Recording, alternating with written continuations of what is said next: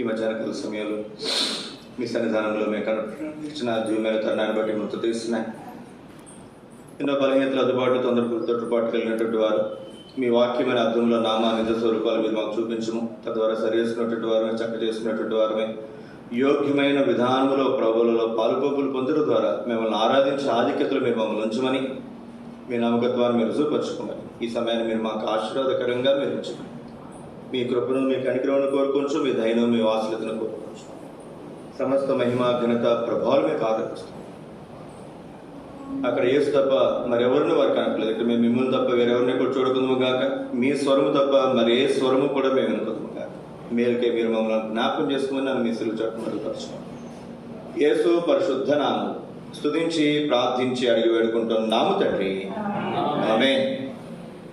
తీసుకుని వాళ్ళు చూడండి, దినవృత్తాంతం 2వ గ్రంథం 25వ అధ్యాయం 9వ వచనం. అమజ్య దైవజనుని చూచి, ఇశ్రాయేలు వారి సైన్యమునకు నేను ఇచ్చిన 200 మనుగుల వేటికి ఏమి చేసినమని అడిగినందుకు, దీనికంటే మరి అధికంగా యెహోవా నీకు ఇవ్వగలడని ఆ దైవజనుడు ప్రత్యుత్తరం ఇచ్చాడు. దీనికంటే యెహోవా నీకు మరి అధికముగా ఇయ్యగలడు. ఇక్కడ 2 సంగతులు మనం 2 రకాలుగా మనం ఆలోచించాలి. ఒకటి, ఆయన కొంత నష్టపరుచుకుంటున్నాడు. అక్కడ ఆ నష్టపరుచుకునే దానికంటే దేవుడు ఏం చేయగలడు చెప్పండి? మరి అధికముగా ఇవ్వగలడు. దేవుడు చెప్పినప్పుడు, దైవజనుడు చెప్పినప్పుడు ఆ నష్టాన్ని కూడా వదులుకోవడానికి మనం ఇష్టపడితే, ఇక్కడ దేవుడు చెప్పలే, గొప్ప పేరున్న దైవజనుడు కూడా చెప్పలే. మీరు చూస్తే 2 సందర్భాలు ఈ అధ్యాయంలో దైవజనుడు అనే మాట ఉంది. ఇంకా చెప్పాలంటే ఒక దైవజనుడు, ఒక మాట చెప్పాలంటే అనామకుడు, ఏదో సాదా సీదా దైవజనుడు, ఒక చిన్న దైవ సేవకుడు చెప్పినట్లు సందర్భాలు బైబిల్లో ఈ అధ్యాయంలో ముఖ్యంగా 2 సందర్భాలు మనం చూడలేదు. ఆ దైవజనుడు చెప్పినటువంటి మాట తీసుకుని తాను ఆ ప్రకారం చేస్తూ వచ్చాడు. అయితే అతను అడుగుతున్నాడు, అయ్యా మరి నేను ఇంత నష్టపోతున్నానప్పుడు మరి దీనికి నేను ఏం చేయాలి అంటే, ఆ నష్టము కంటే దేవుడు మరి అధికముగా దేవుడు నీకు ఇయ్యగలడు. అది ఇక్కడ చెప్పినటువంటి సంగతి. ఇప్పుడు కొన్ని విషయాలు మనం చూద్దాం. ఈ అమర్జ గురించి మనం చూస్తాం. ఈ అధ్యాయంలో ఉన్నటువంటి సంగతులు మాత్రమే చూస్తాం. ఈ వాక్యము లేదా ఈ వచనానికి లేదా ఈ వాగ్దానానికి ముందు, ఈ వాగ్దానానికి తర్వాత సంగతులు మనం చూస్తాం. రండి, మొట్టమొదటి తలపుగా 3 సంగతులు మీకు జ్ఞాపకం చేయడానికి ప్రయత్నం చేస్తాం. 3-4 సంగతులు క్లుప్తంగానే మనం చూద్దాం. దినవృత్తాంతం 2వ గ్రంథం 25వ అధ్యాయము మొదటి 4 వచనాలు. అమజ్య ఏలనారంభించినప్పుడు 25 ఏళ్ల వాడై 29 సంవత్సరములు యెరూషలేములో లేడు. ఎన్ని సంవత్సరాల వయసులో ఏలుబడి మొదలు పెట్టాడంట? 25. ఎన్ని సంవత్సరాలు పరిపాలించాడంట? ఎంతకాలం బతికాడు? ఇదేందండి, 54 సంవత్సరాలు అంతే. 54 సంవత్సరాల్లో చచ్చిపోయాడు. నేను చాలాసార్లు ఆలోచన చేస్తాను. రాజుల గ్రంథం, దినవృత్తాంతాల గ్రంథం మీరు 1కి 4 సార్లు చదవండి, పదే చదవండి. అరవిందం గారు ఆయన సంఘంలో రాసి పెట్టారంట, రాజులు గ్రంథాలు, రాజులు వాళ్ళ పేర్లు, వాళ్ళు ఎంతకాలం పరిపాలించారు, ఎక్కడ పరిపాలించారు ఏంటనేది మొత్తం రాజుల చరిత్ర క్లుప్తంగా ఎంతవరకు పరిపాలించాడు అనేటువంటి విషయాలు రాసి పెట్టాడు. మీరు ఇది కనుక చదివితే అందులో మనం కనపడతాం, ప్రతి రాజులో కూడా మనం కనపడతాం. చాలా మంది గురించి మనం చూస్తాం. దావీదు వలె వీరు యెహోవాను అనుసరించలేదు అని చెప్పి చాలాసార్లు చాలా మంది గురించి మనం రాయబడటం మనం చూస్తాం. రాజులే, గొప్ప గొప్ప రాజులే, ఇశ్రాయేలు ప్రజలను పరిపాలించేటువంటి రాజులే, ఇశ్రాయేలు ప్రజలే. ఇక్కడ కూడా మనం చూస్తే ఈ అమజ్య మొదట్లో ఎంతో గొప్పగా కనపడుతున్నాడు, తర్వాత ఎంతో ఘనహీనంగా తన చరిత్ర ముగించబడడం మనం చూస్తాం. ఎంతకాలం బ్రతికాడంట? 54 సంవత్సరాలే. దావీదు ఎంత వయసులో రాజు అయ్యాడు చెప్పండి? 30 సంవత్సరాల వయసులో రాజు అయ్యాడు. ఎంతకాలం పరిపాలించాడు? 40 సంవత్సరాలు. ఎంతకాలం బ్రతికాడు? 70 సంవత్సరాలే. అప్పటికే రాయబడినటువంటి మాట పండు ముసలంట. 70కి అంత ముసలోడు ఎలా అయిపోతుంది చెప్పండి. మన మధ్య చాలా మంది ఉన్నారు 70 కంటే ఎక్కువ ఉన్నారు. అప్పటికే చలి ఏమవుతుందండి అతనికి, ఆగట్లేదు, అంత ముసలుడు అయిపోయాడు. సులభం ఎంతకాలం బతికి ఉంటాడు చెప్పండి, మాట్లాడు. ఎంతకాలంలో రాజయ్యాడు, చిన్న వయసులో రాజయ్యాడు, బహుశా 20-25 మధ్యలోనే రాజయ్యాడు. అంటే 60-65 కంటే ఎక్కువ తాను బ్రతకలా, ఎంతో ఐశ్వర్యవంతుడు. మీరు రాజుల కాలాన్ని మీరు తీసుకునండి, ఎంత వయసులో తాను రాజు అయ్యాడు, ఎంతకాలం తాను పరిపాలించాడు చూసుకుంటే మీకు అర్థం. రెండు కలిపితే ఎంతకాలం బ్రతికాడో మనకు అర్థమైపోతుంది. ఒక రాజు అయ్యండి 30 సంవత్సరాలు చనిపోయిన వాళ్ళు ఉన్నారు, 40 చనిపోయిన ఉన్నారు. ఇది చాలా, మీరు అంతా చదువుపోయినా సరే ఆ రాజు ఏంటి, అతని పేరేంటి, ఏ వయసులో రాజు అయ్యాడు, ఎంతకాలం పరిపాలన చేశాడు మొదట్లో రాయబడుతుంది. ప్రతి అధ్యాయంలో మొదటిలోనే రాయబడుతుంది. అంటే ఆ రెండు కలుపుకుంటే అతను ఎంతకాలం బ్రతికాడో మనకు అర్థమైపోతుంది ఈజీగా. ఇప్పుడు అమ్మాజీ ఎంతకాలం బ్రతికాడు, 54 సంవత్సరాలే. అంటే ముసలోడేం కాదు చెప్పాలంటే, ఇప్పుడు కాలంలోనే పెద్ద ముసలోడు కాదు, పండు ముసలేం కాదు. అట్లాంటిది ఆ కాలంలో అసలు 50 సంవత్సరాలు అంటే ఆ నడి వయసు మామూలుగా చెప్పాలంటే. ఆ వయసులో తాను చనిపోవడానికి గల కారణం ఏంటి, ఈ విషయాలు కొన్ని మనం క్లుప్తంగా ఈ అధ్యయనటువంటి సంగతులు మనం చూడడానికి ప్రయత్నించేద్దాం. చదవండి. అతని తల్లి యెరూషలేము కాపురస్తురాలు. ఆవిడెవరంట, అన్యురాలు కాదు, మళ్ళా యెరూషలేము కాపురస్తురాలే. ఆమె పేరు యెహోయద్దా. యెహోయద్దాను.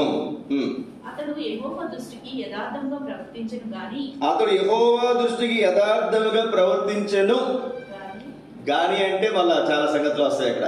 పెద్దవాళ్ళు అంటారు గాని అంటే భూమి ఉందని. గాని అన్నాడంటేనే ఏదో మనం మెలుకుంది. యెహోవా దృష్టి యథార్థంగా ప్రవర్తించను గాని పూర్ణ హృదయంతో ఆయనను అనుసరింపలేదు. ఇది ఎందు మళ్ళా యథార్థ హృదయంతో ప్రవర్తించాడు కానీ పూర్ణ మనసుతో మళ్ళీ ఆయన అనుసరించలేదంట. యథార్థ హృదయంలోనే మన పూర్ణమ, ఈ రెండు మన వ్యత్యాసం ఉంది. యథార్థ హృదయం వేరు, మళ్ళా పూర్ణ మనసు వేరు. యథార్థంగానే ఉన్నాడు, తాను చెప్పింది చేస్తున్నాడు, చేసేదే చెప్తున్నాడు, కానీ పూర్ణ మనసుతో దేవుడైనటువంటి యెహోవాను అనుసరించట్లేదు. యథార్థంగా ప్రవర్తించడం వేరు, పూర్ణ మనసుతో అనుసరించడం వేరు. రాజ్యం తనకు స్థిరమైనప్పుడు, రాజ్యము తనకు స్థిరమైన తర్వాత తన తండ్రిని చంపిన రాజసేవకులను చంపించాడు. తన తండ్రిని ఎవరైతే చంపారో వాళ్ళందరినీ కూడా చంపించేశాడు. అయితే తండ్రులు పిల్లల కొరకును, పిల్లలు తండ్రుల కొరకును చావకూడదు.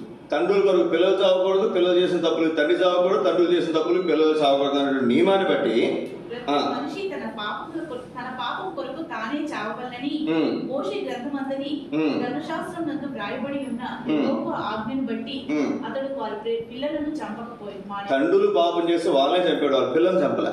మామూలుగా మనం ఏం చేస్తాం చెప్పండి, రాజుల కాలం మనం చూస్తే రాజు శేషం, శత్రు శేషం ఉండకూడదు. వాడిని, వారి పిల్లల్ని, వాళ్ళ మనల్ని ఎవరున్నా సరే వాళ్ళ బంధువులందరినీ కూడా చంపేస్తారు. కానీ తండ్రులు మాత్రం చంపాడు, పిల్లల్ని చంపాడు. చాలా మంచి లక్షణాలు కనపడుతుంది ఆరంభంలో కదండి. ఇంకొంచెం ముందుకు వద్దాం. ఇదే రాజుల 2వ గ్రంథంలో కూడా ఇది రాయబడింది. ఆ మధ్య గురించి 14వ అధ్యాయము 3వ వచనం, అదొక్క మాట మనం చదువుకుందాం. రాజుల 2వ గ్రంథం 14వ అధ్యాయం 3వ వచనం. అన్ని దేవతల బలిపీఠములను పడగొట్టి, రాజుల 2వ గ్రంథం 14వ అధ్యాయము 3వ వచనం. ఈ మాట గుర్తుపెట్టుకునండి. ఎలా చేయలేదంట, దావీదు చేసినట్లు చేయలేకపోయాడంట. యెహోవా దృష్టికి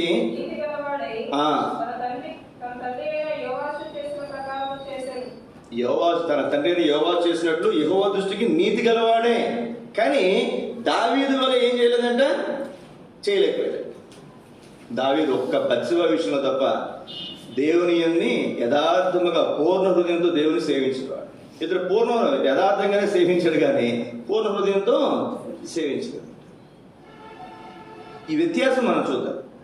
యథార్థంగా సేవించడం అంటే ఏంటి, పూర్ణ హృదయంతో సేవించడం అంటే ఏంటి. ఈ అధ్యాయంలోనే అతని జీవిత చరిత్ర మనం చూస్తే మనకి అర్థమైపోతుంది. మనం ఎక్కడికో దూరంగా పోవాల్సిన అవసరం లేదు. ఒక్క మాట ఈ సందర్భాన్ని బట్టి మనం చూద్దాం. హోషేయ గ్రంథం 10వ అధ్యాయం.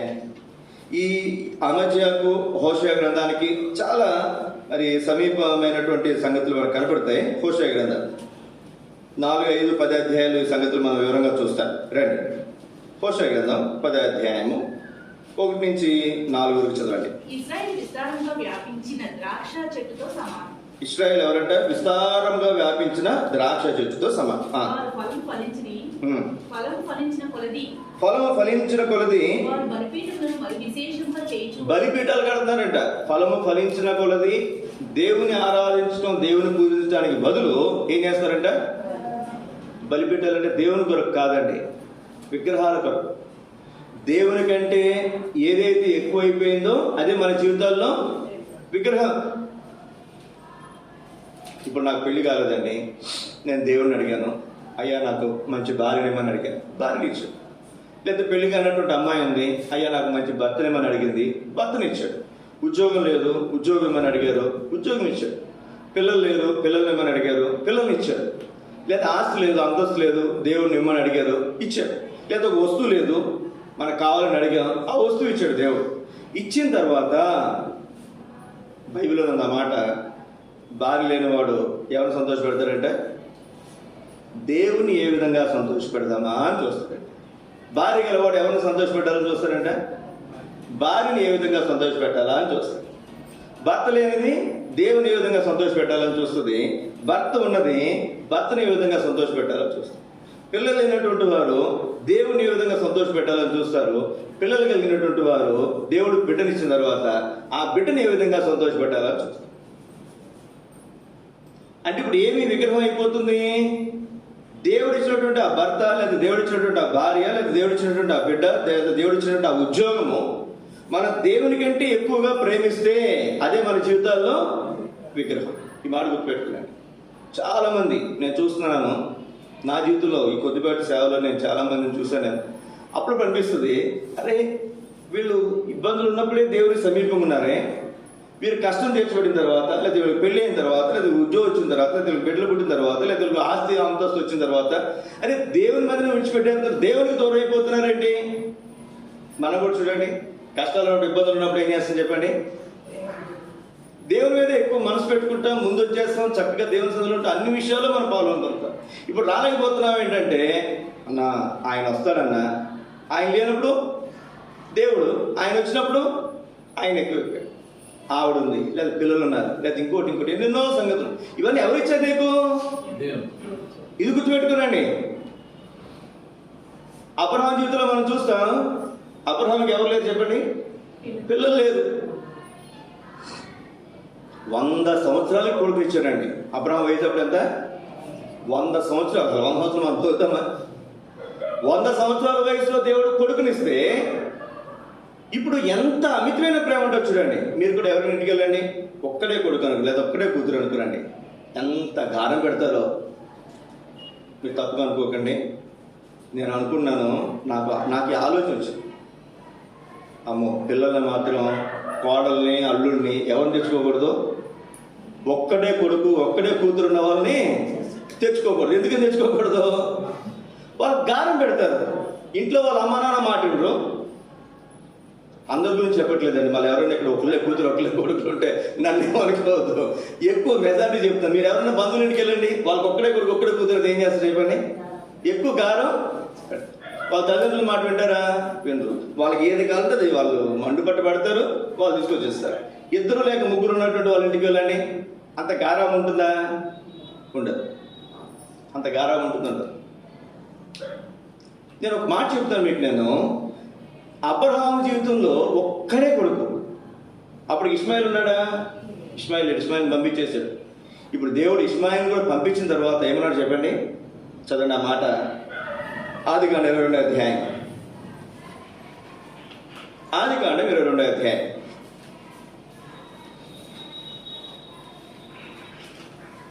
చదవండి, మొదటి 2 వచనాలు చదవండి.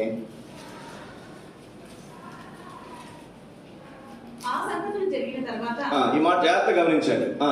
దేవుడు అబ్రహామును పరిశోధించేవాడు, శోధించేవాడు కాదు, దేవుడు పరీక్షించేవాడు. ఎట్లనగా అబ్రహామును పిలవగా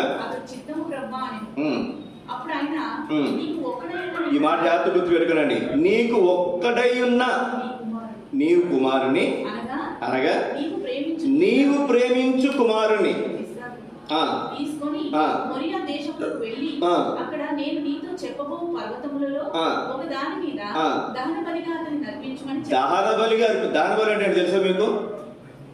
చంపాలి, పీక్కోసేయాలి ఫస్ట్. తర్వాత ప్రతి అవయవాన్ని కీలుకి విభాగించి అక్కడ దహన బలిపీఠం మీద పెట్టి తన చేతులతో తాను కాల్చేయాలి. ఎవరినండి? తనకు ఒక్కడే ఉన్న ఏకైక కుమారుడు. గుర్తుపెట్టుకోండి మాట. రెండవది, తాను ప్రేమించే.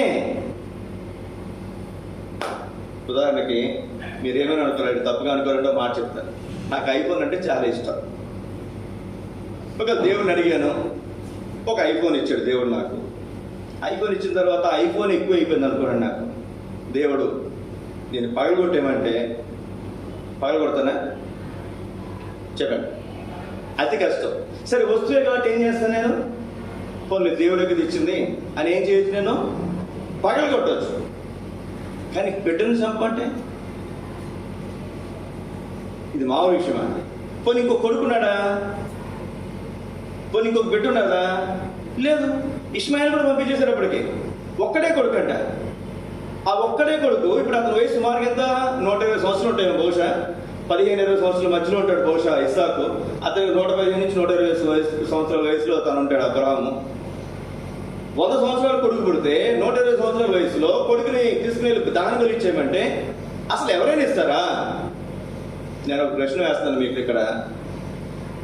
నువ్వు దేవుడిని అడిగావు, భర్తను భార్యను ఇచ్చాడు, పిల్లల్ని ఇచ్చాడు, లేదా ఆస్తిపాస్తులు ఇచ్చాడు, లేదా ఉద్యోగం ఇచ్చాడు.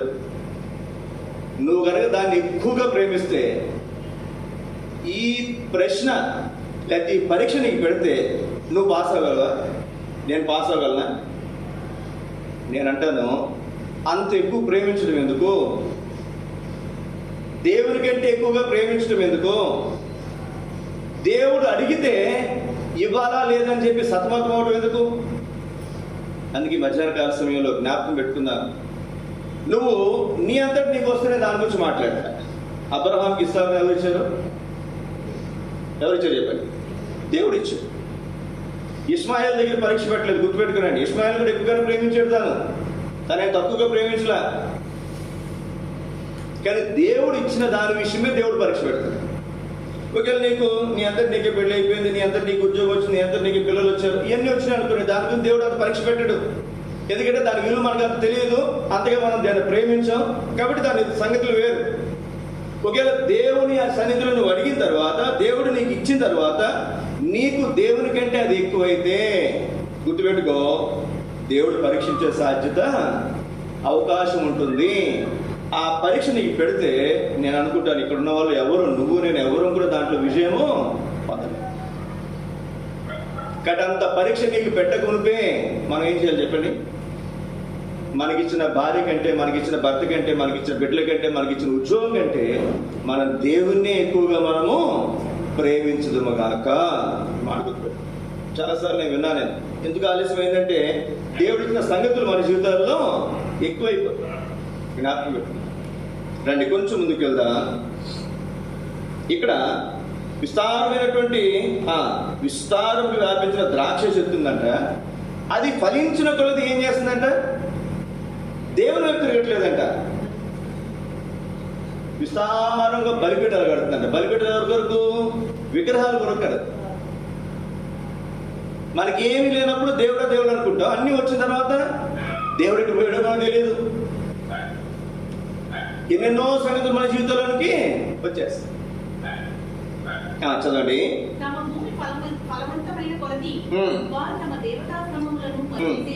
దేవతా స్తంభాలు, దేవుడు పోయాడు, ఎవరు వచ్చారంట? దేవతలు వచ్చినాయంట. చాలా సంగతులు వచ్చేస్తాయి లోపలికి. అంతకుముందు దేవుడు అనుకున్నాం, మనం దేవుని మీదకి వచ్చాం, దేవుని మీద మన మనసు నిలిపాం. ఇప్పుడు దేవుని మీద లేదు. ఆశీర్వదించబడిన కొలది, అంతస్తు వచ్చిన కొలది, సమృద్ధి వచ్చిన కొలది ఏం చేస్తారంటే వాళ్ళు వారి మనసు దేవుని మీద నుంచి దేవతల మీదకి పోయిందంట. దేవతా స్తంభాలు కట్టారంట, బలిపీఠాలు కట్టున్నారంట. ఇంకా అక్కడ పోవాల్సిన అవసరంలా. ఫోన్ కొనుక్కుంటారు, లేదా టీవీ కొనుక్కుంటారు, లేదా పెద్ద టీవీ పెట్టుకుంటారు, ఇక్కడ కూర్చొని లైవ్ చూద్దామని ఇంట్లోనే కూర్చుంటారు. ఇల్లు లేనప్పుడు దేవుని మీద కూర్చోరు. మంచి ఇల్లు ఇచ్చిన తర్వాత ఇంటి బయటికి రావడానికి కష్టం. ఇప్పుడంటే పర్వాలా. వేసవకాలం మందిరంలో అమ్మ రేకు చెట్టు, ఇంట్లో ఏముంది? ఏసీ ఉంది. ఆ ఏసీ ఇచ్చింది ఎవరు? ఒకవేళ నీకు సంపద ఉంది, నువ్వు కొనుక్కునేది వేరే విషయం. నువ్వు కష్టాల్లో ఉన్నప్పుడు, ఇబ్బందులు ఉన్నప్పుడు దేవుడు జ్ఞాపకం చేసుకుని నీకు ఒక చక్కటి ఇల్లు, చక్కటి ఏసీ అని నీకు ఇస్తే, దేవుడు ఇచ్చినటువంటి సమృద్ధిని బట్టి దేవుని మహిమపరచడానికి బదులు 2 గంటలు షెడ్లో కూర్చోడానికి మనం ఏం చేస్తాం చెప్పండి? ఏం పోతాలే, లైవ్ పెడతారు కన్నా, ఎందుకు లైవ్ పెడితే అన్నది ఎందుకు? హెబ్రోన్ కూడా అమెరికాలో ఉన్నటువంటి వాకింగ్ కూడా మనం ఏం చేయొచ్చు ఇక్కడ. ఇంకా పెద్ద పెద్ద స్పీకర్లు మనం వెళ్ళవచ్చు. ఆయన ఆగిపోయేవారు కూడా లేకపోలేదు. జ్ఞాపకం పెట్టుకున్నారు. చదవండి 2వ వచనం. వారి మనసు కపటమైనది కనుక. ఏంటంటే వారి మనసు ఎట్లాంటిది? ఎవరు చెప్తున్నారు ఈ మాట? దేవుడు ఇవ్వనప్పుడు దేవుని ప్రేమించి, దేవుడు ఏదైనా ఇచ్చిన తర్వాత దేవుని కంటే దాన్ని ఎక్కువగా ప్రేమించే వాళ్ళని ఏమన్నా చెప్పండి? వారి మనసు ఎట్లాంటిదంట? వారి మనసు ఎట్లాంటిదన్నా? కపటమైనది. చదవండి. గనుక వారు త్వరలోనే తమ అపరాధములకు శిక్ష నొందుదురు. అమ్మో, ఈ మాట నేను నా నోటితో చెప్పాను. ఏమన్నారు చెప్పండి? దేవుడు ఇక్కడ తమ తప్పిదాలకు ఏం పొందుతారంటే వాళ్ళు ఎవరు శిక్షిస్తారంట? దేవుడు గుర్తుపెట్టుకున్నాడు. యెహోవా వారి బలిపీఠములను తుత్తరీయులుగా చేయును, వారు ప్రతిష్ఠించిన దేవతా స్తంభములను పాడు చేయును. రాజు మనకు లేడు. ఎవడయ్యా మనకు రాజు? మనకు యెహోవాకు భయపడము. ఎవరయ్యా యెహోవా? యెహోవాకి ఎందుకు భయపడాలి? దేవుడు ఇచ్చినటువంటి ముందు ఏమో దేవుడు దేవుడు అనుకున్నారు. ఇప్పుడు ఏమన్నా చెప్పండి? మనకి రాజు లేడు, మన యెహోవాకే భయపడాలి. నిజంగా చెప్పండి, క్రైస్తవులైనటువంటి వారు దేవునికి ఆశీర్వదించబడిన తర్వాత దేవునికి భయపడాలి ఎంతమంది అండి? అందుకే ఆరంభంలో మీకు చెప్తూ వచ్చాను నేను, రక్షించబడిన తర్వాత 100% మంది కంటే ఎక్కువ మందిని దేవుడు అక్కడ అవసరం ఉండే స్థితిలోనే దేవుడు ఉంచుతాడు. ఎందుకంటే వాళ్ళు దేవుని మీద ఆధారపడాలి. కొద్దిమందిని దేవుడు ఆశీర్వదిస్తాడు పూర్తిగా. ఆశీర్వదించిన తర్వాత బైబిల్లో కూడా మనం చూస్తాం, ధనవంతుడు పరలోక రాజ్యంలో ప్రవేశించట దుర్లభం, చాలా అరుదు, కొద్దిమందే. ఇక్కడ కూడా చూడండి ఏముంది? ఇక్కడ యెహోవాకే భయపడట్లేదండి వాళ్ళు. రాజు మనకేం చేయను వారు ఇప్పుడు చెప్పుదురు. అబద్ధ ప్రమాణం ఏం చేస్తారంటే ఇక అబద్ధ ప్రమాణాలు చేస్తున్నారంట. సందులు కలిసిపోతున్నారు. ఇవాళ చూస్తే వీళ్ళతో కలిసిపోతారు, రేపు చూస్తే వాళ్ళతో కలిసిపోతారు. ఇవాళ తెలుగుదేశం, రేపు వద్దున కాంగ్రెస్, ఇల్లు వైఎస్ఆర్సీపీ, ఇప్పుడు జనసేన, రేపు వద్దున బీజేపీ. లోకంలో మనం చూస్తున్నాం, సంఘాల్లో కూడా నేను చెప్పకూడదు కానీ ఈ మాటలు మనం చూస్తున్నాం చాలా సంగతులు. ఈరోజు ఇటుంటారు, రేపు వద్దున అటుంటారు. ఎవరు ఎట్టున్నారు ఎవరికి అర్థం కాదు. చదవండి. వట్టి మాటలు. అందువలన భూమి చాలలో విషపు కూర మొలిచినట్టుగా దేశంలో వారి తీర్పులు బయలుదేరుచున్నవి. వారి తీర్పులు ఏమవుతున్నాయో దేశంలో బయలుదేరుతున్నాయి. 6వ వచనం. ఎఫ్రాయిము అవమానం నొందుటకు ఇశ్రాయేలు వారు తాము చేసిన ఆలోచన వలన సిగ్గు తెచ్చుకొనుటకు అది అష్షూరు దేశంలోనికి కొనిపోబడు రాజైన యారేమునకు కానుకగా ఇవ్వబడు. శత్రు దేశానికి ఎలా ఇచ్చేసాడు దేవుడు? వీళ్ళని కానుక ఇచ్చేశాడు. శత్రువులు అప్పగించేశాడు అంతే. భ్రష్టులైపోయారు. పొలం లేదు, స్థలం లేదు. వీళ్ళందరినీ బానిసలు తీసుకుపోయారు. భార్యలు ఎటుపోయారు తెలియదు, భర్తలు ఎటుపోయారు తెలియదు, పిల్లలు ఎటుపోయారు తెలియదు, ఆస్తి ఎవరి చేతిలో పోయిందో తెలియదు. జ్ఞాపకం పెట్టుకుందాం ప్రియ సోదర సోదరి, బైబిల్లో ఉంది కదా, దేవుని చేతిలో పడుట భయంకరం. నేను ఒక మాట ఖచ్చితంగా చెప్తున్నాను. నేను నీకు దేవుడు ఇచ్చినప్పుడు దేవుని యందు భయభక్తులు కలిగినట్టు చాలా అవసరం. నువ్వు దేవుని అడిగి దేవుని సన్నిధిలో కనిపెట్టి దేవుని యుద్ధనుడుగా పొందినప్పుడు దేవునికి నమ్మకంగా ఉండటం చాలా అవసరం. బైబిల్లో చాలా మంది ఉన్నారు. హన్న దేవుని సన్నిధిలో కనిపెట్టింది, దేవుడు బిడ్డనిచ్చాడు. బిడ్డనిచ్చిన తర్వాత ఏం చేసి చెప్పండి, రమ్మంది, ఆయన రమ్మన్నాడు. అమ్మా మందిరానికి వెళ్దామంటే రానుండప్పుడు నేను వీడిని మందిరానికి తీసుకెళ్ళిన తర్వాత మళ్ళీ నేను ఇంకా తీసుకుని రాకు. అందుకే పాలు విడిచే వరకు ఇంట్లోనే ఉంది. తర్వాత తీసుకెళ్ళింది, మందిలో విడిచిపెట్టింది, వచ్చేసి వచ్చిందా లేదా? తర్వాత ఎంతమంది ఇచ్చారు చెప్పండి? మళ్ళీ 5 ముగ్గురు కుమారులను 2 కుమార్తెలను దేవుడు ఆమెకి ఇచ్చాడు. ఎంతోమందిని మనం చూస్తాం. దేవుడు ఇచ్చిన తర్వాత కూడా దేవుడు ఇచ్చిన దానికంటే దేవుని ఎక్కువ ప్రేమించిన వాళ్ళు ఎంతో మంది ఉన్నారు. దావీదు ఎవరు ప్రేమించాడు చెప్పండి? సింహాసనాన్ని ప్రేమించాడా? లేదు. తాను ఆశీర్వదించబడ్డా, తన తరతరాలు ఆశీర్వదించబడ్డాయి. సౌలు ఎవరిని ఎక్కువగా ప్రేమించాడు చెప్పండి? నా కుర్చీ. దావీదు ఎత్తుకుపోతాడేమో ఉందా? తన కుర్చీ పోయింది, తన వారసుడు యోనాతాను చనిపోయాడు, తాను చనిపోయాడు. ఆస్తి కూడా దావీదు ఏది కోరి తీసుకొచ్చి మెఫీబోషెతుకి ఇస్తే అది కూడా మళ్ళా పనివాడి చేతిలోకి పోయింది. కారణం ఏంటి చెప్పండి? దేవుడు ఇచ్చినటువంటి సింహాసనం తనకి ఎక్కువైపోయింది. జ్ఞాపకం పెట్టుకున్నాం ప్రియ సోదరి. రాజుల చరిత్ర కనుక మనం చూస్తే నిజంగా ఎంత భయము, ఎంత భక్తితో మనం జీవిస్తామో జ్ఞాపకం పెట్టుకున్నాం. ఇప్పుడు రండి, దేవుని వాక్యంలో 2 తలంపుగా మీకు జ్ఞాపకం చేస్తాను నేను. దినవృత్తాంతములు 2వ గ్రంథం 25వ అధ్యాయం 5వ వచనం నుండి 10వ వచనం వరకు మీరు ఎవరు రాసుకుంటే గమనించండి. 2వ భాగంగా మీకు జ్ఞాపకం చేస్తున్నాను. 5వ వచనం నుండి 10వ వచనం వరకు 5, 6, 7, 8, 9, 10 వచనాలు. ఇందులో చదవండి 7వ వచనం. దైవజనుడైన ఒకడు అతని యొద్దకు వచ్చి, రాజా, ఇశ్రాయేలు వారి సైన్యమును నీతో కూడా తీసుకుని పోవద్దు. యెహోవా ఇశ్రాయేలు వారకు ఎఫ్రాయిమీయులలో ఎవనికి తోడుగా ఉండడు. ఇక్కడ దైవజనుడు ఒకడు అంటే అతను గొప్ప దైవజనుడే కాదు. దైవజనుడు గొప్పవాడైతే అతని పేరు రాసి పెడతాడు దేవుడు. అతని పేరు కూడా రాయలేదంటే ఒక మాట చెప్పాలంటే అనామకుడు, ఒక సాదాసీదా దైవజనుడు, ఒక చిన్న సేవకుడు. చిన్న సేవకుడు చెప్తే రాజు వింటాడండి? మీరు ఆలోచన చేయండి. మళ్ళీ ఎంత అంట? 2000 మనుగులు వెండి. మనుగంటే ఎన్ని కేజీలు అండి? 1000 కాదు, 100 అంటే టన్ అంటాం. 100 సరే 100 కేజీలు అనుకుందాం. 2000 మనుగులు అంటే లక్షలు. వెండి కేజీ ఎంత అండి ఇప్పుడు? 50,000 ఉందా? కేజీ 50,000 దాకా. లక్ష 2000 మనుగులు అంటే ఇక పక్కన 2 సున్నాలు పెడితే 2 లక్షల కేజీలు. 2 లక్షలు ఇంటూ లక్ష ఎంత చెప్పండి? కొన్ని కోట్ల రూపాయలు. ఉదాహరణకు ఒక 1000 కోట్లు అనుకుంది. నాలంటి ఒకడు పోయి, అయ్యా అట్లా వదిలేయ్యా, దేవుడిని ఇంకా అధికంగా ఇస్తాడు, అది వదిలేసుకోయ్యా అంటే 1,00,000 రూపాయలే వదలం కదండి. ఎవరికో 10 లక్షలు ఇచ్చాం, వదిలేనమ్మా దేవుడు ఇస్తాడులేమ్మా అంటే ఎల్లెల్లా నువ్వు ఇస్తావేంటి అనేవాళ్ళు కూడా లేదు. ఇప్పుడు ఎంత వదిలేస్తున్నాడు? మన భాషలో కొన్ని కోట్ల రూపాయలు. ఎవరు చెప్తే? ఒక సామాన్యమైనటువంటి దైవజనుడు చెప్తే.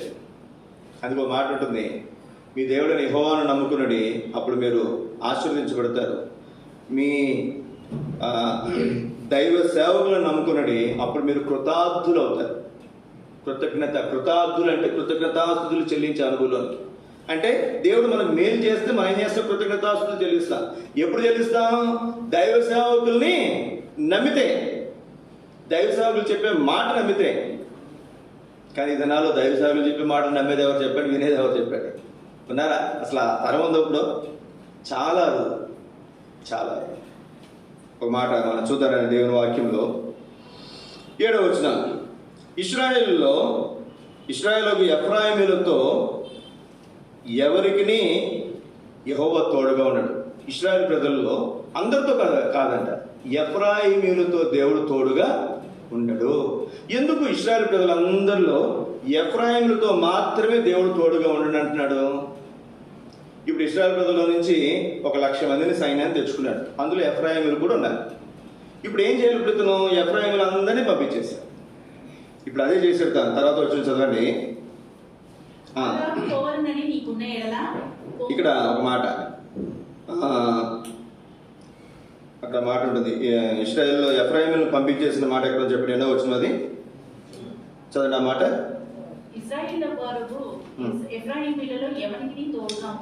ఎఫ్రాయిములను పంపించేస్తాడు ఆ మాట విని. ఆ వచ్చిన కింద ఉంటుంది చూడండి.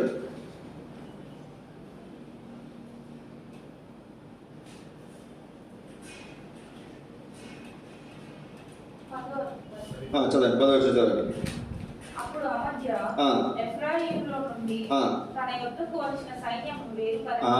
ఎఫ్రాయిములు ఏం చేశాడు చెప్పండి? ఆ వచ్చిన 1,00,000 మంది నుంచి వేరు చేశాడు. మీరు మీ ఇంట్లోకి తిరిగి వెళ్ళుడని వారికి సెలవిచ్చాను చెప్పాడు లేదా? దైవజనుడు చెప్పాడు. దైవజనుడు చెప్పిన తర్వాత ఆ ప్రకారము ఆ మధ్య చేశాడు. కొన్ని కోట్ల రూపాయలు తనకు నష్టం వచ్చినా పర్వాలేదు, దైవజనుడు చెప్పిన మాటను బట్టి చేసుకోవచ్చు.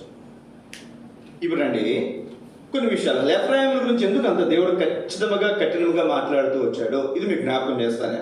యెషయా గ్రంథం 28వ అధ్యాయం 1వ వచనం.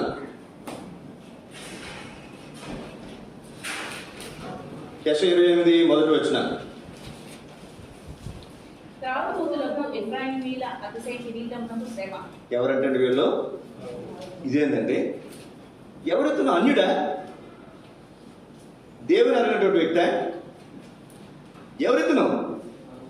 ఇశ్రాయేలు జనాంగము, ఆ 12 మంది కుమారుల్లో ఇంకా చెప్పాలంటే ఆధిక్యతలు ఉన్నటువంటి వ్యక్తి, ఫలించినటువంటి కొమ్మ.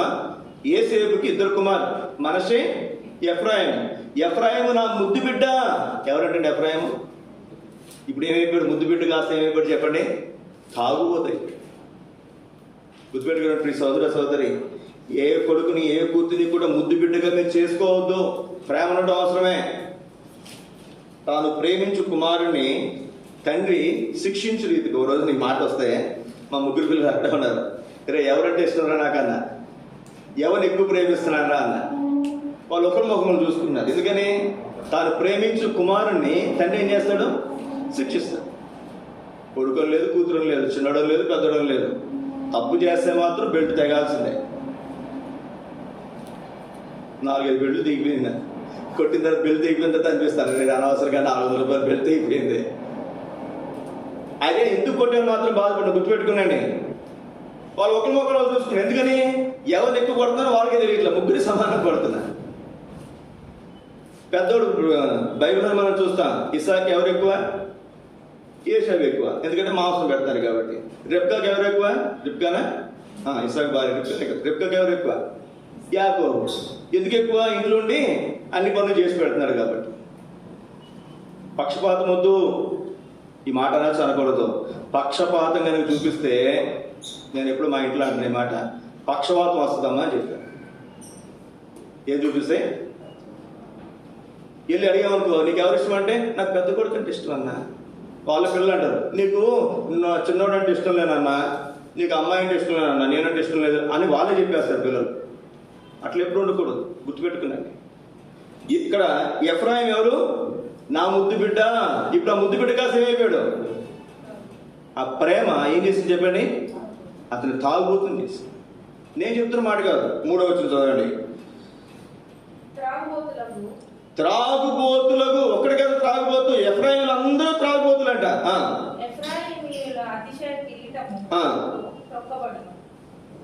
వాళ్ళని త్రొక్కబడతారని చెప్తున్నారు. త్రాగుబోతులు ఎఫ్రాయిములు. వాళ్ళు తిరుగుబోతులు అయిపోయారు, త్రాగుబోతులు అయిపోయారు. ప్రియ సోదర సోదరి, ఎవరిని కూడా ఎక్కువగా ప్రేమించొద్దు. భార్యనైనా, భర్తనైనా, పిల్లలైనా. ఎవరిని ముద్దు చేస్తావో వాళ్ళు తప్పిపోవడానికి సాధ్యత ఉంటుంది. గుర్తుపెట్టుకునే. సహజంగా తండ్రికి లేదా తల్లికి చిన్న కొడుకంటే బాగా ఇష్టం కదండి. ఇష్టం ఉండొచ్చు, ఇష్టం వేరు, ప్రేమ వేరు. వాళ్ళు శిక్షించే విషయాలు మాత్రం ఖచ్చితంగా శిక్షించాల్సి. తాను ప్రేమించే కుమారుని ఏం చేస్తాడంట? ఖచ్చితంగా శిక్షిస్తాడు. ఎవరినైతే ఎక్కువ ప్రేమిస్తామో వాళ్ళని ఖచ్చితంగా శిక్షిస్తాం. మనం వాళ్ళని శిక్షించట్లేదు అంటే, బైబిల్ని ఆధారం చేసుకుని చెప్తున్నానండి, నా మాటలు కాదు, మనం వాళ్ళని ప్రేమించట్లేదని అర్థం. నువ్వు నిజంగా నీ కుమారుడిని, నీ కుమార్తె నువ్వు ప్రేమిస్తే ఖచ్చితంగా వాళ్ళు ఏం చేస్తావు? బైబిల్ని ఆధారం చేసుకుని మాట చెప్తున్నాను. లేకపోతే వాళ్ళు త్రాగుబోతులుగా, తిరుగుబోతులుగా అయిపోయే సాధ్యత ఉంటుంది. చదవండి. ఇప్పుడు మనం చూస్తున్నాం, ఎందుకు ఎఫ్రాయిముల గురించి మాట్లాడుతున్నారు దేవుడు? వాళ్ళు ఎందుకు తీసుకెళ్తున్నారంటే, వాళ్ళు తాగుబోతులయ్యా, వాళ్ళు తిరుగుబోతులు. దేవుని నమ్ముకున్నటువంటి వారే. దేవుని నమ్ముకున్నటువంటి వారిలో కూడా తాగుబోతులు ఉంటారా? దేవుని నమ్ముకున్నటువంటి వారిలో కూడా తప్పినటువంటి వారు ఉంటారా? ఒక గోత్రమే. ఒక వ్యక్తి ఎదురా ఎఫ్రాయిం ఎవరు చెప్పండి?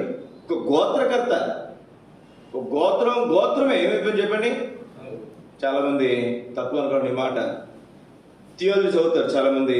ఆ చదివేటటువంటి వాళ్ళలో ఎక్కువ బాప్టిస్ట్ సంఘాల్లో, వేరు ఆర్సీఎల్ సంఘాల్లో కొంతమంది ఉంటారు. ఎక్కువ మంది వాళ్ళు, కొంతమంది, అందరం చెప్పట్లేదు నేను, కొంచెం మంది అలవాటు ఉంటుంది వాళ్ళకి. వాళ్ళు ఏమి రిఫరెన్స్ ఇస్తున్నారో తెలుసా? పౌలు చెప్పాడు కదన్నా, కొంచెం ఏం చేయొచ్చు, నీ కడుపు జబ్బు నిమిత్తం కొంచెం ద్రాక్షరసం పుట్టుకొని ఎవరు చెప్పారు? పౌలే చెప్పాడు కదన్నా, కొంచెం తీసుకోవచ్చు, ఏం కాదు. ఉందా బైబిల్లో? ఏమండి, చాలామంది సేవకులు, మన సహవాసుల్లో కూడా చెప్తాను నేను, సేవకులు పిల్లలు, ముఖ్యంగా సేవకులు వాళ్ళు చచ్చిపోయిన తర్వాత ఈ పిల్లలే మళ్ళీ ఇందులో సేవకులు, సంఘ పెద్దలు, పరిచారకులు అయిపోతారు. పాటలు పాడొచ్చి సిగరెట్ తాగే వాళ్ళు ఉన్నారు, మందు తాగొచ్చి పాటలు పాడే వాళ్ళు ఉన్నారు, లేరండి? ఉన్నారు. ఒక ఆయన నాకు తెలియక ఒక 6 దినాల్లో కొన్ని సమస్యలు ఉన్నప్పుడు 2 సహాయం కోరాను నేను. అందులో ఒక ఆయన ఒక సేవకుని కుమారుడు,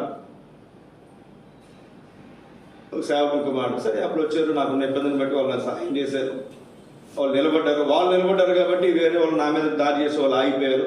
ఇవన్నీ జరిగిపోయిన తర్వాత ఒక ఆయన సేవకుని కుమారుడు అప్పటికి 2-3 సార్లు వచ్చాడు. వచ్చినప్పుడు నాకు అర్థమవుతుంది, అప్పుడు ఈయన ఏదో కొంచెం బండి తేడాగా ఉందే అని చెప్పి ఇంకేం చేయాలి?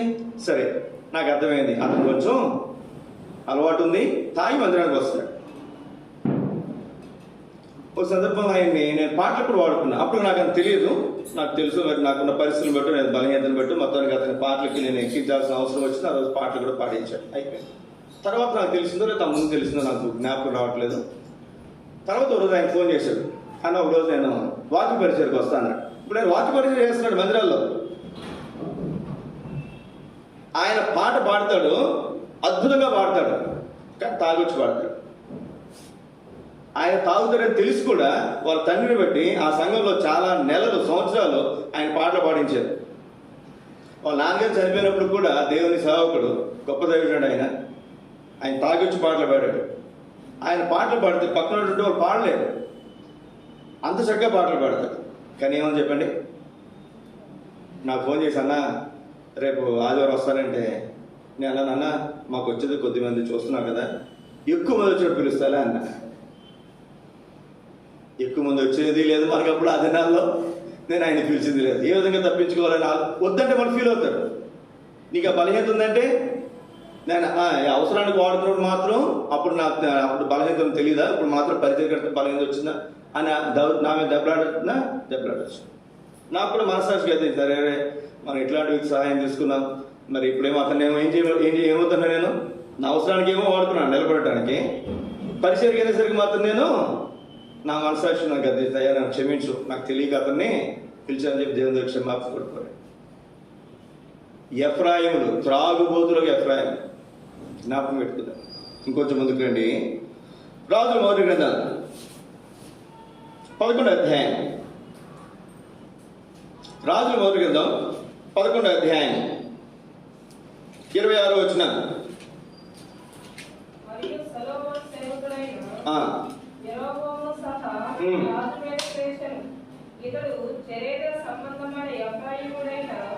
ఎఫ్రాయిముడైన నెబాతు కుమారుడు. చాలండి. యెరోబాము ఎవరంట? నాకు అర్థం కాదా. యెరోబాము గురించి నేను రెఫరెన్స్ బైబిల్లో చూస్తుంటే యెరోబాము గురించిన సంగతులు చూపిస్తుంది రెఫరెన్స్ బైబిల్. అసలు యెరోబాము ఎవరు, ఏ గోత్రం నాకు జ్ఞాపకం రాదా. సౌలేమో బెన్యామీను గోత్రం, దావీదేమో యోధా గోత్రం, దావీదు కుమారుడు సొలొమోను, రెహబాము వీళ్ళందరూ కూడా యోధా గోత్రం. మరి యెరోబాము వచ్చాడు. యెరోబాము ఎవరు, ఏ గోత్రం చూస్తే ఎవరు చెప్పిన అతను ఎఫ్రాయిము గోత్రానికి చెందినటువంటి వ్యక్తి. సొలొమోను కుమారుడు రెహబాము దగ్గర నుంచి 10 గోత్రాలు ఎవరు జరిగిపోయినాయి, యెరోబాము చేతిలోనే పోయాయి. ఎందుకు పోయినాయి? అతడు ఎఫ్రాయిముడు అయినప్పటికీ కూడా దేవుడు అతని చేతులు ఎన్ని గోత్రాలు పెట్టాడు చెప్పండి? 10 గోత్రాలు పెట్టాడు. ఎందుకు పెట్టాడు? చదవండి ఆ మాట. 28వ వచనం. రాజుల మొదటి గ్రంథం 11వ అధ్యాయం 28వ వచనం. అయితే యెరోబాము ఇతడు మహాబలార్జుడు అంటే ఇతరుకున్న పాజిటివ్ థింగ్స్, మంచి విషయాలు ఏంటి? ఇతడు బలార్జుడు, పనియందు శ్రద్ధ గలవాడంట. ఎందుకు ఇతన్ని దేవుడు అభిషేకించాడు తెలుసా? పనియందు శ్రద్ధ గలవాడు. సొలొమోను తెలుసుకుని భారమైన పని మీద అతన్ని అధికారిగా నియమించాడు. భారమైన పని చేయించాలి అంటే వీడు ఇంకా మొరటోడే ఉండాలి. ప్రయాణంలో శ్రద్ధ కలిగినటువంటి వాడే ఉండాలి. ఆ పని పూర్తి చేయించాలి వాళ్ళతో ఎట్టి పరిస్థితుల్లో కూడా. అట్లాంటి పనివారి మీద అధికారి ఎవరున్నాడు? యెరోబాము. వాళ్ళతో చక్కగా చేయించాడు పని. ఇట్లాంటి ఒక వ్యక్తి పారిపోతున్నాడు, ఇంకా ఆ పనులు చేయించలేకపోతున్నాడు. సొలొమోను ఆ పనులు చేయిస్తుంటే ఇతను ఆ పనులు చేయించలేక తాను పారిపోతుంటే అప్పుడు అతని దగ్గర ఒక దైవజనుడిని పంపించి అతన్ని అభిషేకించి అతనికి 10 గోత్రాలు 10 తొనకలు ఇచ్చాడు. ఈ 10 తొనకలు దగ్గర పెట్టుకోమన్నాడు. అట్లా 10 గోత్రాల మీద తన రాజుగా దేవుడు అభిషేకించాడు. ఇంతవరకు బాగా. ఇతను ఎవరు చెప్పండి? ఎఫ్రాయిముడు. ఇప్పుడు ఎప్పుడైతే 10 గోత్రాలు అతనికి వచ్చినాయో, 2 గోత్రాలు రెహబాముకి సొలొమోను కుమారుడికి మిగిలినాయో, ఇప్పుడు దేవుని మందిరం ఎక్కడుంది? యోధా రాజ్యంలో ఉంది. ఇప్పుడు యోధా రాజ్యము ఇశ్రాయేల్ రాజ్యం. ఇశ్రాయేల్ రాజ్యం 10 గోత్రాలు, దానికి యెరోబాము రాజు. ఇక్కడేమో రెహబాము రాజు, 2 గోత్రాలు, యోధా బెన్యామీను గోత్రము. దేవుని మందిరం ఎక్కడుంది? యోధా రాజ్యం యెరూషలేములో ఉంది. యోధా గోత్రానికి వచ్చినటువంటి మరి ఆ పట్టణంలో మరి యెరూషలేము ఉంది. యెరూషలేములో దేవుని మందిరం ఉంది. జాగ్రత్త గమనించండి. యేసుక్రీస్తు వారు ఆయనకు శిష్యులు ఎంతమంది? ముందు చాలా 100 మంది ఉన్నారు, తర్వాత 70 మంది మిగిలారు. నా శరీరం నా రక్తం త్రాగువాడే అని చెప్పినప్పుడు అభ్యంతరపడి ఎంతమంది వెళ్ళిపోయారు? ఆయన విడిచి 54 వెళ్ళిపోయారు. 58 మంది వెళ్ళిపోయారు. మిగిలిన ఎంతమంది చెప్పాను? 70 మందిలో 12 మంది మిగిలారు. వెళ్ళిపోయిన వాళ్ళు ఎక్కువ మంది. గుర్తుపెట్టుకోండి ఈ మాట. ఇక్కడ రాజ్యంలో కూడా 2 గోత్రాలు మిగిలిన దావీదు కుటుంబానికి వారసత్వానికి 10 గోత్రాలు దేవుడు మిగిలినటువంటి గోత్రాలకు ఇచ్చేశాడు. ఎందుకని యోధా రాజ్యంలో నుంచి దావీదు వచ్చాడు, బెన్యామీను గోత్రంలో నుంచి సౌలు వచ్చాడు. ఈ రెండింటిని కలిపాడు దేవుడు. మీకు చాలేదయ్యా, ఇంకా అవసరం లేదు మీకు అని వీరిద్దరు జడ్జ్ చేసి మిగిలిన 10 గోత్రాలు వాళ్ళు అంటారుగా, వాళ్ళే రాజులు, మేము రాజులు కాదా, మేము రాజులు కాకూడదు అనుకుంటారు. కాబట్టి ఆ 10 గోత్రాలు మిగిలినటువంటి గోత్రాలకి ఇచ్చేశాడు. 10 గోత్రాలకి ఇచ్చేశాడు. ఇప్పుడు మొట్టమొదటి రాజు ఎవరు చెప్పండి? యెరోబాము. ఇప్పుడు ఇశ్రాయేలుకు ఉన్నటువంటి ఒక నియమం ఏంటంటే ప్రతి సంవత్సరం వారు యెరూషలేముకి దేవుని మందిరానికి వెళ్ళాలి. ఇప్పుడు యెరోబాముకు ఒక ఆలోచన వచ్చింది. అరే, వీళ్ళు దేవుని మందిరానికి వెళ్తే యెరోబాము వైపు వారి మనసు తిరిగిపోతుందేమో, అప్పుడు వారందరూ నన్ను చంపి ఈ దేశం మొత్తం మళ్ళా దావీదు సంతతి వారిది అయిపోతుందేమో. కాబట్టి ఏం చేద్దాం? దేవుని ప్రజలైనటువంటి వారు దేవుని మందిరానికి వెళ్లకుండా ఆపుతారు. ఎవరు ఆలోచన? ఎఫ్రాయిముడైనటువంటి యెరోబాము యొక్క ఆలోచన. ఎందుకు ఎఫ్రాయిములతో దేవుడు ఉండట్లేదు అంటే గుర్తుపెట్టుకునండి, తన స్వార్థం కొరకు ప్రజలని దేవుని మందిరానికి వెళ్ళనివ్వకుండా ఆప్ చేస్తాడు. ఆప్ చేసి ఏం చేశాడు? 2 దూడలు చేశాడు. 2 దూడలు చేశాడు. ఈ దూడలు ఎందుకు చేశాడు చెప్పండి? దూడలు ఎందుకు చేశాడు? అతనేమి బైబిల్ తెలియనివాడు కాదు, ముందు చరిత్ర తెలియనివాడు కాదు. అహరోన్ ఏం చేశాడు చెప్పండి? దూడను చేశాడు. ఆ రిఫరెన్స్ తీసుకున్నాడు. మోషే కంటే ఎక్కువ ఎవరు? అహరోన్ ఏం చేశాడు? అహరోనే దూడను చేశాడుగా. అక్కడ జరిగిన విషయాలు అతనికి అనవసరం. అహరోన్ దూడను చేశాడు కాబట్టి 2 దూడలు చేశాడు. ఒకటి దానిలో, ఒకటి బేతేల్లో పెట్టాడు. బేతేలు అంటే దేవుని మందిరం. దానంటే మనకు తెలుసు, అతను అసలు వాళ్ళకి అహరోను సంతతే వారికి యాజకులు కాదు, మోషే సంతతి వారికి యాజకులు. ఎవరికి? దాని గోత్రానికి. అట్లాంటి గోత్రంలో విగ్రహం పెడితే వాళ్ళ కొత్త దేవుడే వాళ్ళకి దేవుడు. అది దాని గోత్రం పరిస్థితి. ఇంకోటి బేతేలు పెట్టాడు. బేతేలు అంటే దేవుని మందిరంలోనే ఏం పెట్టాడు చెప్పండి? ఒక దూడను తీసుకొచ్చి పెట్టాడు. ఎవరు? యెరోబాము. ఇప్పుడు మీరు చదవండి మాట. రాజుల మొదటి గ్రంథం 12వ అధ్యాయం 27-28 వచనాలు. యెరోబాము తమ హృదయమును తలంచి ఆలోచన చేసి 2 బంగారపు దూడలు చేయించి, మళ్ళీ మామూలు దూడలు కాదంట, మామూలు దూడలు చేస్తే పూజిస్తాడో లేదని చెప్పి బంగారపు దూడలు చేయించాడంట. ఎందుకని? అహరోను కూడా చేసింది ఏ దూడ చెప్పండి?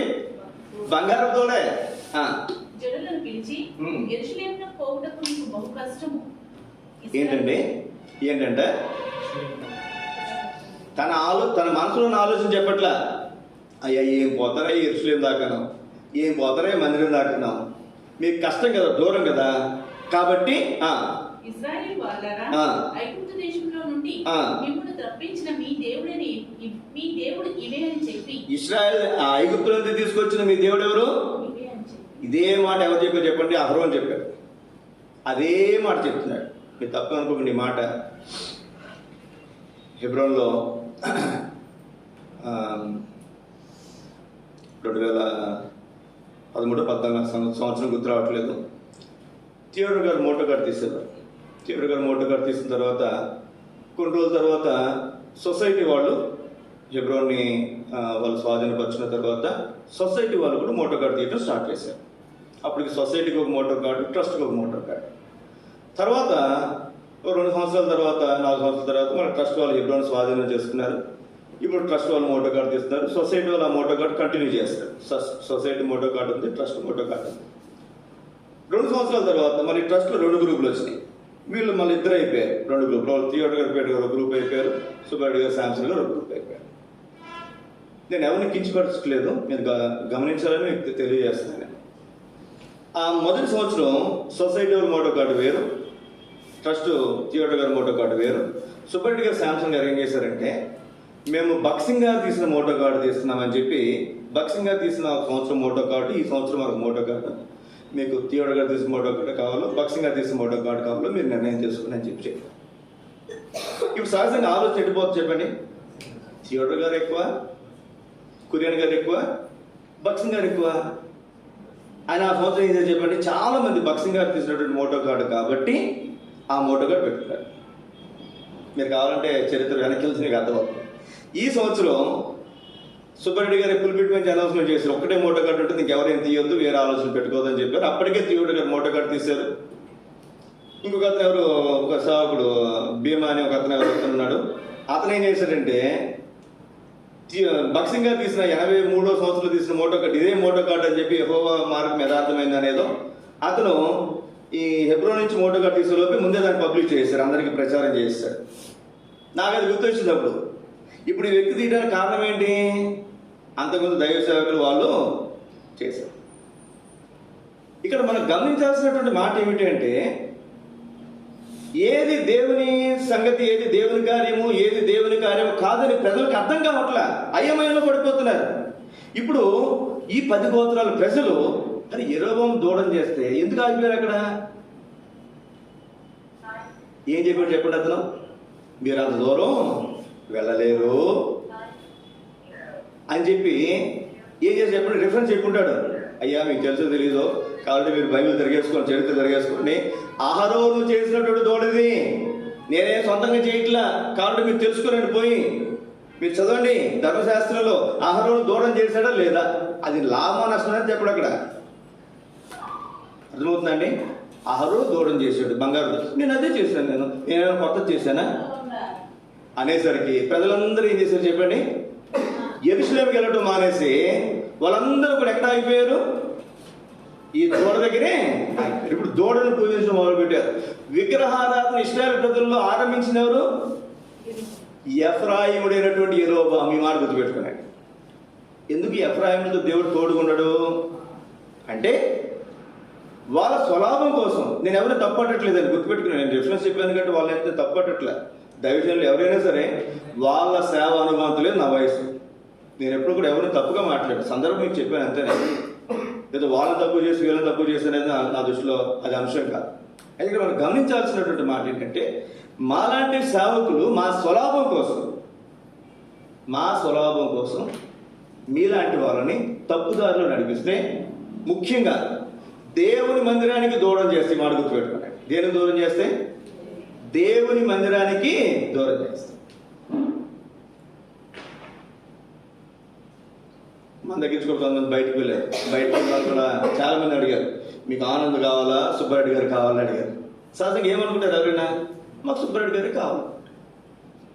నేను వాళ్ళతో ఒక్క మాట అడిగానమ్మా, ఆయన ఒంగోలుకి దైవ సేవకుడు, సింగరాయకొండకి ఎవరు దైవ సేవకుడు? ఈరోజు నేను రేపొద్దు ఇంకొక ఆయన రావచ్చు, ఎల్లుండి ఇంకొక ఆయన రావచ్చు. ఎవరు మీకు సేవకుడు అది మనం చూసుకోవాలి. మన మందిరం ఏంటంటే మనకు తెలియాలి, మన ఇల్లు ఏదో మనకు తెలియాలి, మన సంఘం ఏదో తెలియాలి, మన మందిరం ఏదో మనకు తెలియాలి. తెలియకపోతే ఏం చేస్తారు చెప్పండి? వీళ్ళకి 10 మంది 10 గోత్రాల ప్రజలు ఏమేమో చెప్పండి అయోమయంలో పడిపోయారు. వెళ్ళారు, ఎవరైనా ఒక్కరైనా యెరూషలేముకి వెళ్ళారా? తర్వాత మన బైబిల్లో చూస్తే మీరు చూడండి, తర్వాత దేవుని మీద ప్రేమ కలిగినటువంటి వారు, దేవుని మందిరం మీద మక్కువ కలిగినటువంటి వారు యెరూషలేముకి వెళ్ళి సొలొమోను కుమారుడైనటువంటి రెహబాముని బలపరిచి తన రాజ్యాన్ని స్థిరపరిచారు. చాలా మంది ఎక్కడ ఆగిపోయారు? బేతేల్ దగ్గర, దాని దగ్గర, దూడల దగ్గరే ఆగిపోయారు. జ్ఞాపకం పెట్టుకున్నప్పుడు సోదరు ఇందులో ఎవరు అతీతమైన వాళ్ళు కాదండి. ఇప్పుడు నేను ఉన్నాను ఇక్కడ, నేను సేవకునేంత మాత్రాన నేనేం అతీతమైనటువంటి వ్యక్తిని కాదు.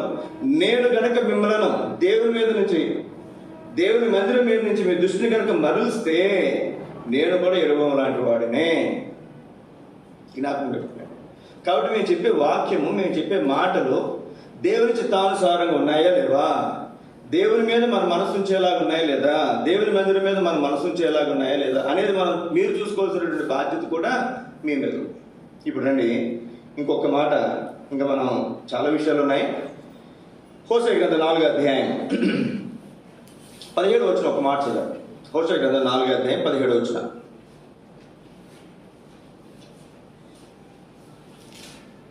హోషేయ 4:17.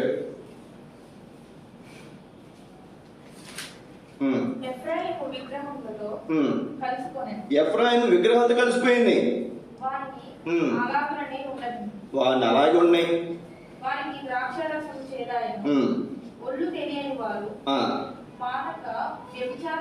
ఇప్పుడు ప్రకటన 22 మనం చూస్తాం, పాపం చేయవారుగానే ఉండి, అపిత్తులుగానే ఉండేది. మనం ఏం చేయలేము. కొన్నిసార్లు మనం అనుకుంటాం వాళ్ళు మారుతూ వీళ్ళ మారుతుంటే మన ఎవరు?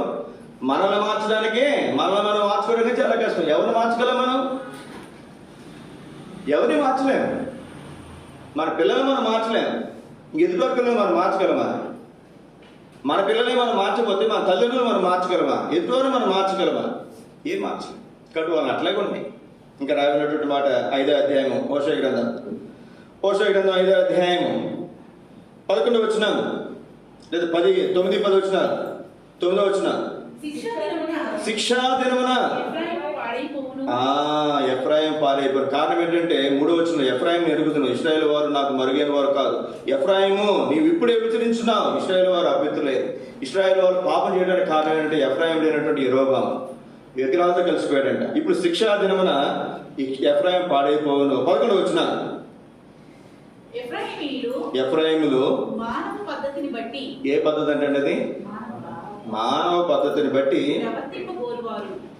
మానవ పద్ధతులు బట్టి ప్రవర్తిస్తారు. ఈ దినాల్లో ఏదైనా సమస్య వచ్చిందనుకోండి, ఏడబోతున్నారు చెప్పండి, ఏడబోతున్నారు. కందుకూరులో ప్రభుదాస్ గారు నాకు సేవకుండేవాడు. ఇప్పుడు ఆయన లేరు, భయంలో ఉన్నారు. ఓ రోజు సమస్య వచ్చింది, భార్య అన్నదమ్ములకి ఏదో సమస్య వచ్చింది. సమస్య వస్తే వీళ్ళు ఏం చేశారంటే సేవకుడిని రమ్మన్నారు సమస్య తీర్చడానికి. ఆయన ఏమన్నాడు, నేను మీ ఇంటికి వస్తే ఎట్లయ్యా, మీరిద్దరు మందిరానికి రండి, నేను దాని సంగతి ఏంటో చూస్తానని చెప్పి వాళ్ళు రాలా. వాళ్ళ పోలీస్ స్టేషన్కి పోయారు. పోలీస్ స్టేషన్కి పోయి మందిరం మానేశారు. ఎందుకు మానేశారు? మాకు సమస్య వస్తే సేవకుడు మా ఇంటికి వచ్చి పరిష్కారము చేయరు. వీళ్ళిద్దరూ గొడవపడటం ఏంటి? వీళ్ళిద్దరు కొట్టుకోవడం ఏంటి? సేవకుడు వచ్చి వాళ్ళకి సమస్య పరిష్కారం, ఆయన ఏమి వద్దనల్లా, మందిరానికి రండి అయ్యా, ఇంటికి రావడం ఎందుకు, మీరు మందిరానికి రండి నేను మాట్లాడతానంటే వీళ్ళు మందిరానికి రావడం ఎక్కడ పోయారు చెప్పండి? Police station. ఇప్పుడు సమస్యలు కూడా చూడండి, ఏడకపోతుందో చెప్పండి. ఆ రోజుల కూడా మనం చూస్తాం, వాళ్ళకి ఏమి ఇచ్చారంట? లంచాలు ఇచ్చారంట. బైబిల్ ఉందన్నమాట. లంచములు ఇచ్చి న్యాయమును త్రిప్పివేశారు. ఇప్పుడు నేను చూస్తాను, కొన్ని విషయాలు చెప్పకూడదు కానీ ఎంత భయంకరమైన సంగతి చూస్తున్నామో మన సహవాసంలో, లేకపోతే బయట, లేకపోతే దేవుని మందిరంలో, దేవుని ప్రజల మధ్యలో ఎంత భయంకరమైన సంగతిలో. ఈ రోజు ఒకలాట తెచ్చుకున్నారు, రేపు ఒకలాట తెచ్చుకున్నారు, ఇల్లు ఇంకో ఆట తెచ్చుకుంటున్నారు. ఎవరు ఉంటున్నారో ఏం చేస్తారు ఎవరికి అర్థం కాదు. ఏం చేస్తారంటే వాళ్ళు మానవ పద్ధతులు కల్పించుకుంటున్నారు. మానవ పద్ధతులు. ఒక మాట దైవసేవకి చెప్తాను నేను. మాకున్నటువంటి ఇబ్బందుల్లో కొంతమందిని మేము మా తరపు నిలబడటానికి వాళ్ళు కొంతమంది ప్రోత్సహించారు. తర్వాత వాళ్ళు అందులో ఒకళ్ళు నష్టపోయారు. నేను చాలా బాధపడ్డాను. అప్పటి నుంచి నేను ఎవరిని కూడా, అయ్యా వచ్చి నా తరపు నిలబడు, నాకు కష్టం వచ్చింది, నా తరపు నిలబడని ఎవరిని అడగదలుచుకోలేదు నేను. ఎందుకు చెప్పండి? 2 సింహాలు దెబ్బలాడుకుంటే మధ్యలో అమాయకు గొర్రెలు ఏమవుతాయి? బలైపోతాయి. జ్ఞాపకం పెట్టుకుందాం ప్లీజ్ సోదరి.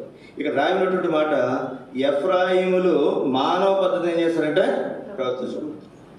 కాబట్టి వారికి ఏం చెప్పండి? వారికి అధిక శ్రమ కలుగును, వారు శిక్షించబడి హింస పొందుదురు, బాధింపబడుదురు. చదవండి 13-12 వచనం.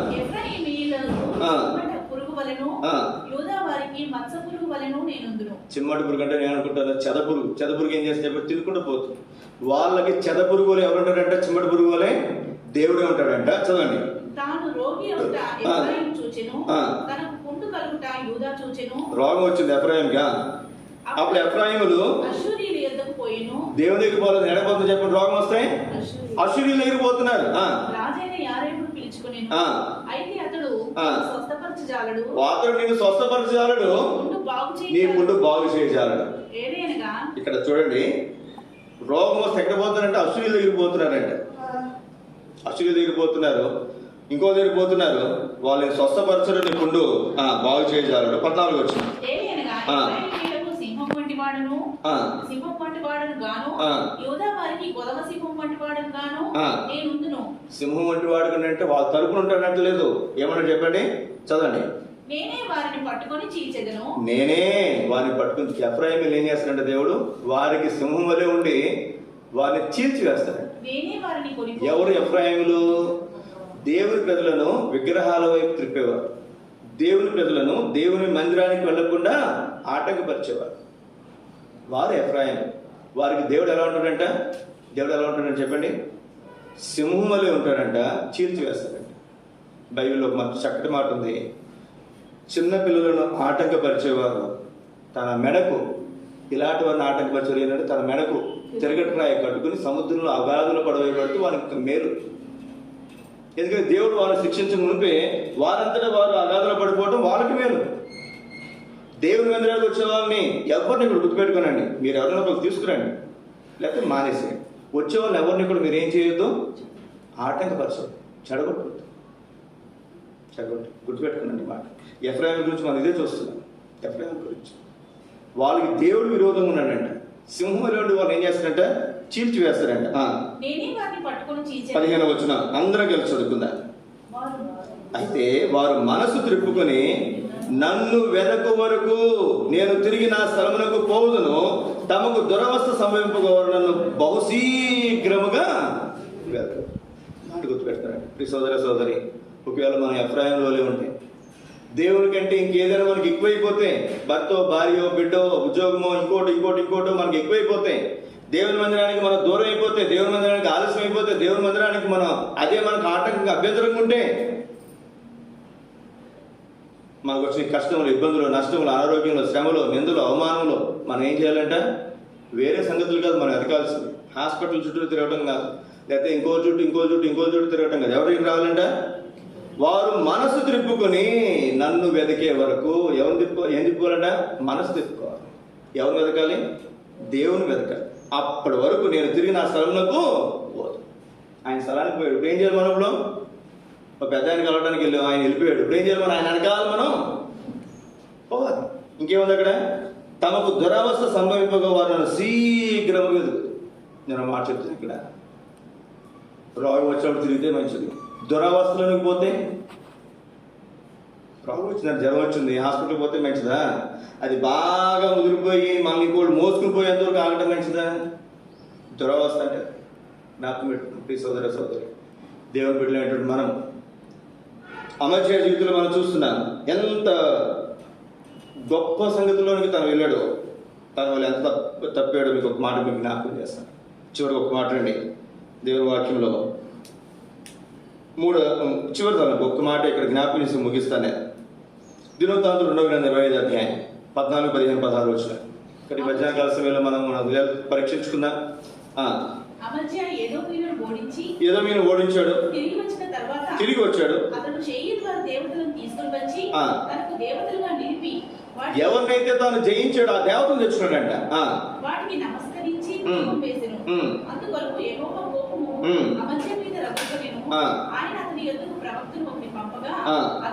మళ్ళీ ఎవరు పంపించాడంటండి? దేవుడు ఒక ప్రవక్తను పంపించాడంట.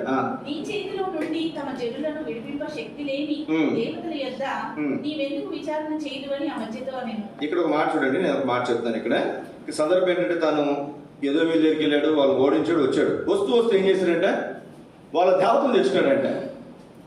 ఎవరినైతే ఓడించినా ఆ దేవతను తెచ్చుకున్నాడంటే వాటిని పూజిస్తుంటే దేవుడు ఒక ప్రవక్తను పంపించాడు. అయ్యా ఏందయ్యా నిన్ను మరి వాళ్ళ పెదలను వారి చేతిలో నుంచి శత్రువు చేతిలో నుంచి విడిపించినటువంటి ఆ దేవతను ఎందుకు పూజిస్తున్నామంటే ఇప్పుడు ఏమన్నా ఇప్పుడు ఏం చేయాలి చెప్పండి? మొదటగా ఆ దైవజనుడి మాట వినాలి లేదా? ఇప్పుడు కూడా ఏం చేయాలి? అయ్యో తప్పైందని చెప్పి ఆ దేవతలు ఏం చేద్దాను? పడేయాలి. పడేయకుండా ఇప్పుడు చదవండి 16వ వచనం. అతడు అమజ్యతో మాట్లాడుచుండగా రాజు అతన్ని చూచి, నీవు రాజు యొక్క ఆలోచనకర్తలలో ఏమయ్యా నువ్వు రాజు యొక్క ఆలోచనకర్తలు ఒకడు కొన్నావా? నోరు మూసి ఊరుకో, నేను నిన్ను చంపనేలా అని చెప్పగా, చంపేస్తా, నువ్వేం నాతో మాట్లాడేది, నాకు చెప్పేది ఎందుకు అని చెప్తున్నారు. ఎవరితో చెప్పండి? దైవ సేవకులతో, దైవజనులతో. నీవు ఇలాగ చేసి నా ఆలోచనను అంగీకరింపకపోవుట చూచి దేవుడు నిన్ను నశింపచేయబోతున్నాడు అనే సంగతి ఎవరికి అర్థమైందంటే నాకు తెలియనని ఆ ప్రవక్త ఏం చేశారు చెప్పండి? ఊరుకున్నాడు. ఏం చేశారు చెప్పండి? ఆ ప్రవక్త ఏం చేశారు? ఇప్పుడు ఊరుకున్నాడు. తర్వాత జరిగిన సంగతి ఏంటంటే ఇతనేమో యూదా దేశపు రాజు, ఇశ్రాయేల్ రాజుని మన ఇద్దరు కలుసుకున్నారా, మన ఇద్దరు యుద్ధం చేసుకున్నారా అన్నాడు. ఏమీ లేదు, అసలు తన మీదకి రాలేదు, ఏమీ చేయలే. అప్పుడు ఇశ్రాయేల్ రాజు ఏమన్నాడంటే, ఎందుకయ్యా నువ్వు ఎదోమీయులను ఓడించినంత మాత్రాన నువ్వు గొప్ప వీరుడు అనుకోవద్దు, దేవుడు నీకు ఇచ్చాడు, ఉండు, నువ్వు చక్కగా ఉండు, నువ్వు తిను శుభ్రంగా, నువ్వు చక్కగా ఉండు అని చెప్తే అతని మాట తీసుకోలే. చూడండి 20 వచనం, దినవృత్తాంతం 2వ గ్రంథం 25వ అధ్యాయం 20వ వచనం. దేవతల యొద్ద విచారణ చేయించు వచ్చిరి గనుక వారి శత్రువుల చేతికి వారు అప్పగింపబడినట్లు దేవుని ప్రేరణ వలన అమజ్య ఆ వర్తమానము అంగీకరింపకపోయేను. ఎవరు ప్రేరేపణ అంటే ఇది? అమజ్య నష్టపోవటానికి, శిక్షించబడటానికి ఎవరు ప్రేరేపించారు? ఇప్పుడు దేవుడే ప్రేరేపించారు. జ్ఞాపకం పెట్టుకున్నట్టు సోదర సోదరి, మనం దేవుని మాట వినకుండా పోతే దేవుడు మనల్ని భ్రష్టత్వానికి అప్పగించేస్తాడు. దేవుడు మనల్ని దేనికి అప్పగించేస్తాడు? భ్రష్టత్వానికి అప్పగించి. ఇప్పుడు యుద్ధంలో అమజ్య ఓడిపోయాడు, నష్టపోయాడు, సమస్తాన్ని కోల్పోయాడు. ఇశ్రాయేల్ దేశం రాజు వచ్చాడు, యుద్ధం చేశాడు, సమస్తాన్ని ఎత్తుకుపోయాడు.